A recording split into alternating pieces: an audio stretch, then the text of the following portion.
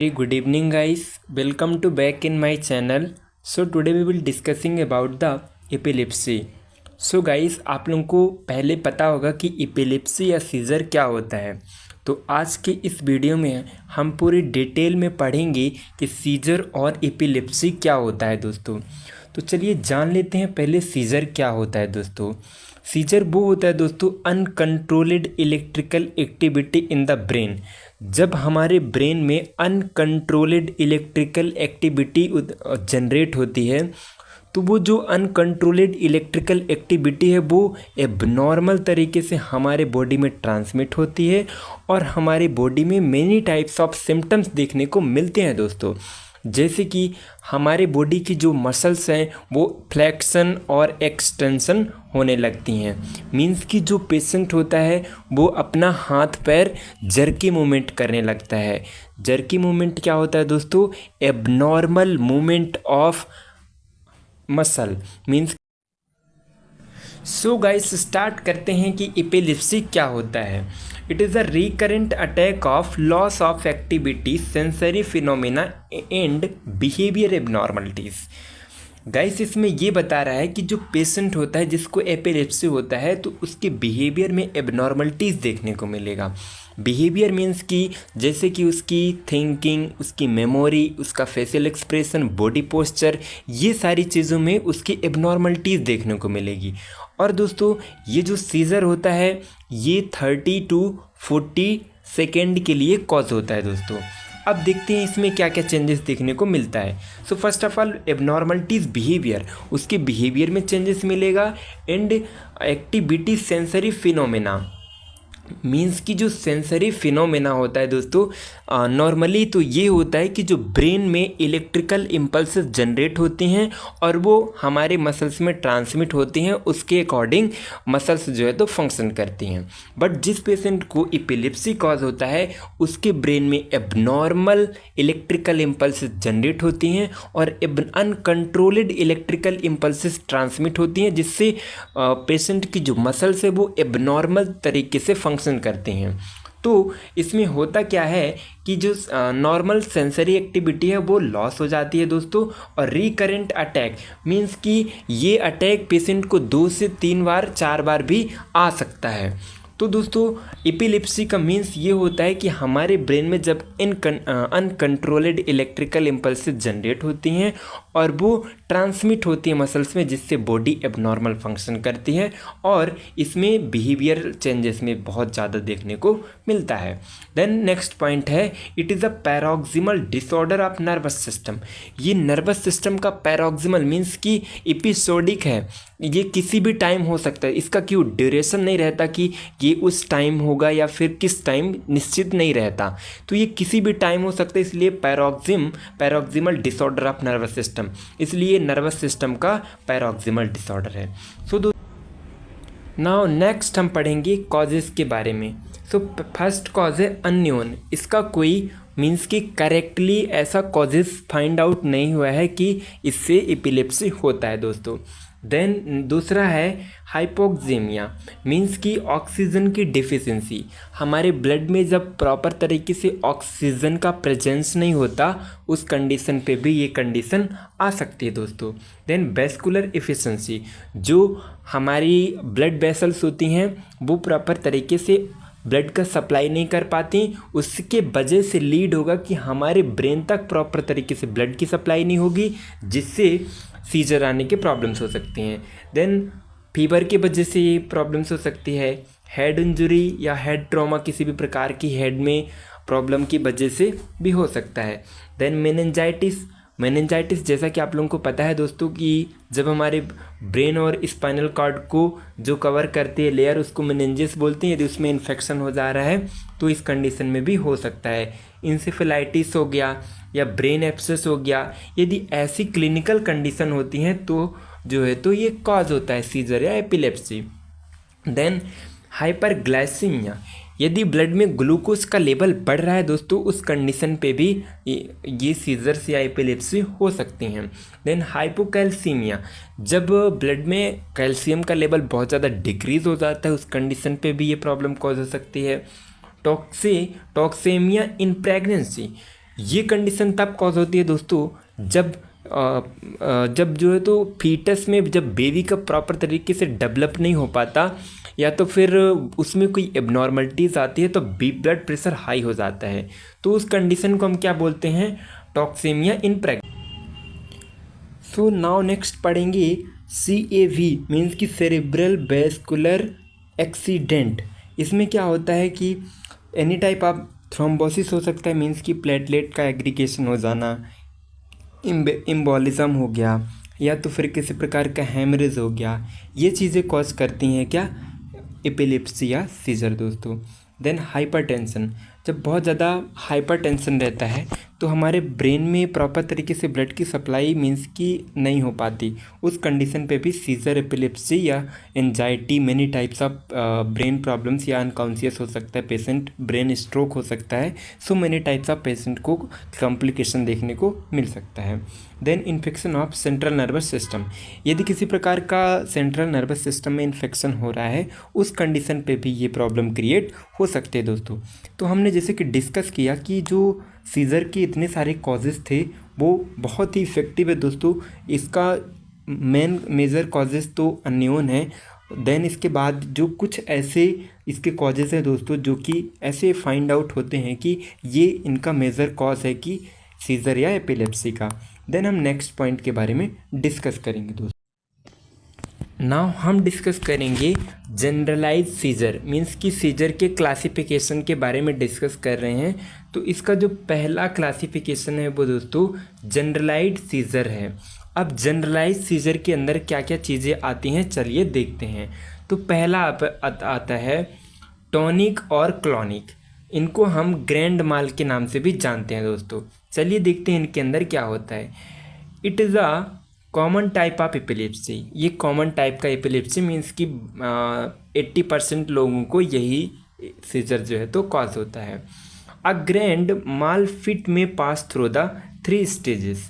अब जब जिसको पेशेंट को जनरलाइज सीजर आता है दोस्तों, तो इसमें 3 फेजेस की होता है। कौन कौन से चलिए देखते हैं। तो पहला अपना फेज़ है वो है ओरा। ओरा में मीन्स क्या होता है, onset fit. This is an initial warning stage before the field. Means कि जो ओरा की जो फेज होता है दोस्तों, इसमें मीन्स कि वार्निंग साइन दिखते हैं, मीन्स कि सिग्नल मिल जाते हैं पेशेंट को कि उसके साथ सीजर्स आने वाला है, उसको मीन्स कि उसको झटके आने वाले हैं दोस्तों। तो उसको पहले से पता होने लगता है, मीन्स कि उसमें क्या क्या सिम्टम्स देखने को मिलेगा चलिए देखते हैं। विजुअल डिस्टर्बेंस, उसको प्रॉपर तरीके से विजुअल नहीं होंगी चीज़ें। देन इसके बाद हेलुसिनेशन, अजीब अजीब से आवाज़ें आना, अजीब अजीब इमेजेस शो होना, ये सारी प्रॉब्लम्स होंगी। देन एबनॉर्मल सेंसेशन, उसको एबनॉर्मल सेंसेशन होगा, स्मेल एबनॉर्मल आएगी, टेस्ट नोजिया होगी। सो मैनी टाइप्स ऑफ देखने को चीज़ें मिल रही हैं दोस्तों। सो इपीगैस्ट्रिक डिस्कम्फर्ट, उसका एब्डोमिनल में इपीगैस्ट्रिक रीजन होता है वो डिस्कम्फर्ट फील होगा। देन साइकोजेनिक चेंजेस, जो उसकी मेंटल एक्टिविटी है वो पूरी चेंज हो जाएगी, मीन्स कि वो कुछ भी सोचने लगेगा, थिंकिंग एबनॉर्मल हो जाएगी। तो ये सारे वार्निंग साइंस या सिग्नल मिलते हैं फर्स्ट स्टेज में दोस्तों। अब फर्स्ट स्टेज तो हो गया, देन इसके बाद जो सेकेंड स्टेज है उसमें क्या देखने को मिल रहा है। पहला है दूसरा है 30 सेकेंड ड्यूरेशन। ये जो टॉनिक स्टेज होता है वो 30 सेकेंड की ड्यूरेशन में होता है। तो इसमें क्या क्या देखने को मिलेगा, टॉनिक कंस्ट्रक्शन ऑफ मसल्स, जो हमारे बॉडी की मसल्स होगी वो कॉन्स्ट्रिक्ट होंगी। देन इसके बाद फ्लेक्शन ऑफ आर्म, जो अपना आर्म है वो फ्लेक्शन होगा। एक्सटेंशन ऑफ लेग को एक्सटेंशन मीन्स की मूवमेंट करेगा, मूव करेगा। देन इसके बाद a cry sound due to spasm respiratory, जो उसकी रेस्पायरेटरी मसल्स होती हैं वो स्पाज्म होने लगेंगी, मीन्स कि वो स्पाज्म मीन्स ऐंठन होती है दोस्तों। तो उसकी जो मसल्स है वो स्पाज्म होगी और पेशेंट को बहुत सारी प्रॉब्लम्स देखने को मिल सकती हैं। ऐसे में डिसेप्निया, एंजाइटी या तो बहुत सारी प्रॉब्लम्स देखने को मिलती हैं दोस्तों। तो ये हमने 2 स्टेज के बारे में बात किया दोस्तों। अब हम डिस्कस करते हैं नाउ नेक्स्ट पॉइंट है लॉस ऑफ कॉन्शियसनेस। जो सेकेंड स्टेज में पेशेंट का जो कॉन्शियसनेस लेवल है वो लॉस हो जाएगा, मीन्स कि पेशेंट अनकॉन्शियस हो जाएगा। देन हम थर्ड स्टेज में देखते हैं ड्यूरेशन इसका जो थर्ड स्टेज का ड्यूरेशन होगा वो 1 to 5 मिनट हो सकता है दोस्तों, बट अलग अलग पेशेंटों में अलग अलग ड्यूरेशन होता है। It is immediately followed by a clonic phase during which there is violent jerking of face and limb, biting of tongue and in connecting of urine and feces। Means कि guys जो ये clonic phase होता है इसमें हमें क्या देखने को मिलेगा कि जो पेशेंट का जर्की मूवमेंट देखने को मिलेगा। जर्की मूवमेंट वो होता है दोस्तों एबनॉर्मल तरीके से हाथ पैर मूव करना, मीन्स कि लेफ़्ट राइट या किसी भी साइड पे वो मूवमेंट कर सकता है, बट एबनॉर्मल मूवमेंट करेगा। एंड उसके फेस एंड लिम्स, जो फेस की मसल्स होगी या लिम्फ होंगी ये एबनॉर्मल तरीके से मूव होगी दोस्तों। देन टंग वाइट, जिसकी जो टंग है वो वाइट हो जाएगी, क्योंकि जो हमारे ब्रेन पे इलेक्ट्रिकल इम्पल्सेस एबनॉर्मल तरीके से जनरेट हो रही हैं और वो ट्रांसमिट हो रही हैं।